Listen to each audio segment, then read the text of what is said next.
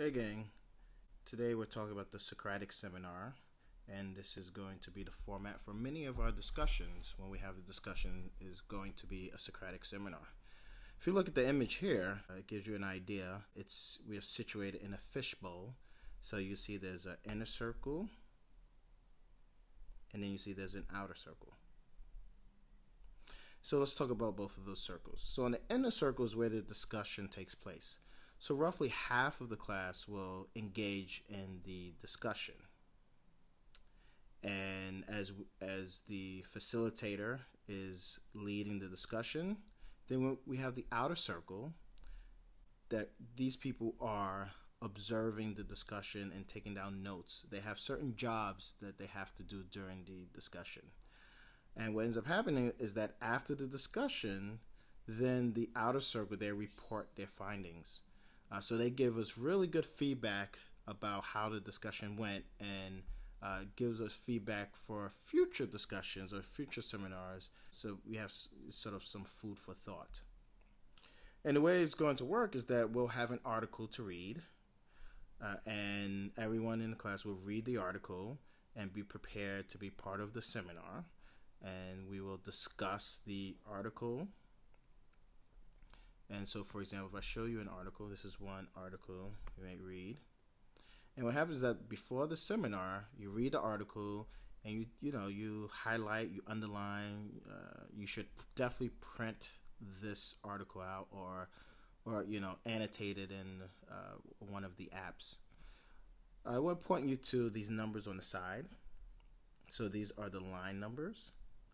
And this is important because we really want to refer to the text. We want to use evidence from the article to make our points. So we want to quote from the text as we're having our discussion.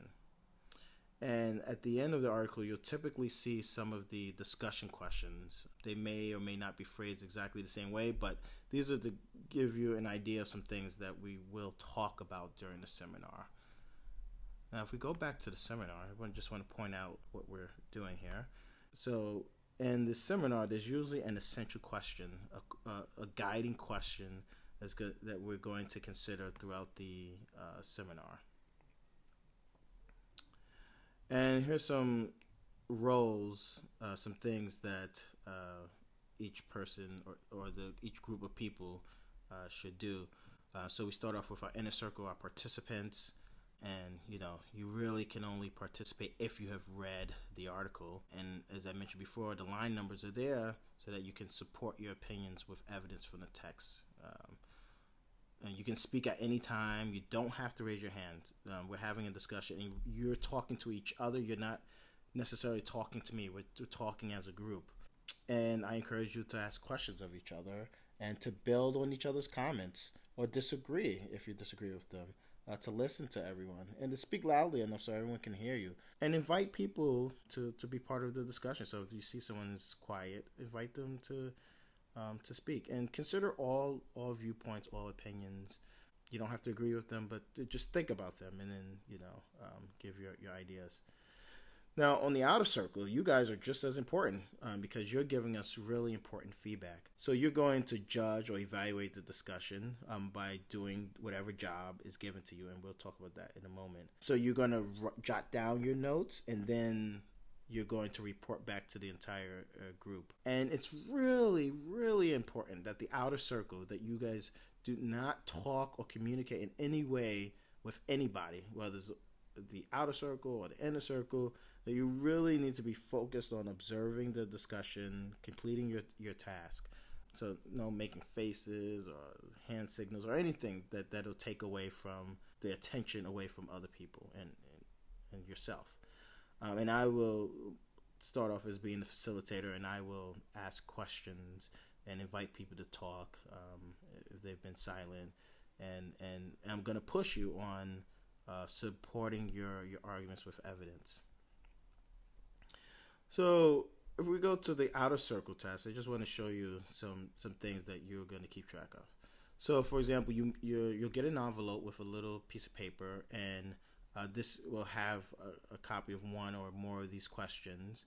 And you're going to actually, on a separate sheet of paper or on your iPad or something, you're going to jot down your notes. So you see one of them is just keeping a tally of how many times boys spoke and girls spoke. Keep a tally times of how much each person spoke, and judge whether a few people dominated the discussion. Tally of how many times someone interrupted. So there's a few times where you're just doing tallies. How many times someone asked a question or built on another comment or referred to the text, use evidence, disagree with each other. And then there's some more qualitative discussion tasks. So you're evaluating the discussion focus on one topic or many topics, where the discussion members paying attention to each other. Recall time that discussion members disagreed. What happened? How did they handle it? An interesting one is you have to observe just one discussion member, not the facilitator, but one person in the inner circle, and you're just jotting down what they're doing throughout the whole discussion. So what they say, what they do, and you report that back. What did you learn from the discussion? If you could have made a comment or a question, what comment or question would you have made? So these are things that you have to think about, and you're going to share your answers after the initial conversation. And many times we'll try to run 2 seminars in a class period. So those who were first on the inner circle, then we'll move to the outer circle, and those outer circle people will switch and come into the inner circle. So hopefully that gives you a good idea of the Socratic Seminar. Thank you.